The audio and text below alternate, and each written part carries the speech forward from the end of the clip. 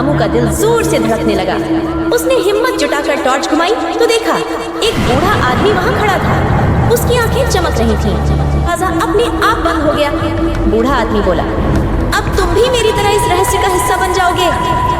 रहस्यमयी खंडर। रामू एक जिज्ञासु युवक था जिसे नए रहस्यों की खोज में मजा आता था।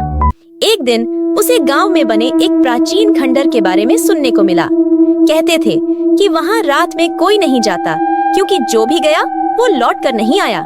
लेकिन रामू को ऐसी कहानियों पर यकीन नहीं था, इसलिए उसने खुद उस खंडर की सच्चाई पता लगाने की ठानी। अगले दिन वह अपने कैमरे और टॉर्च के साथ खंडर पहुंचा। जगह सुनसान थी, चारों ओर सन्नाटा पसरा था। हवा में अजीब सी ठंडक थी, मानो वहाँ कोई छिपा हो। जैसे ही उसने अंदर कदम रखा, उसे हल्की हल्की फुसफुसाहट सुनाई देने लगी। वह सतर्क होकर आगे बढ़ा और अचानक एक दरवाजा अपने आप खुल गया। उसने हिम्मत जुटाकर अंदर झांका तो देखा कि वहाँ जमीन पर कुछ पुरानी किताबें और तस्वीरें पड़ी थीं।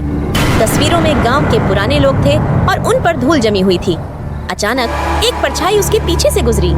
रामू का दिल जोर से धड़कने लगा। उसने हिम्मत जुटाकर टॉर्च घुमाई तो देखा एक बूढ़ा आदमी वहाँ खड़ा था। उसकी आंखें चमक रही थीं। कौन हो तुम?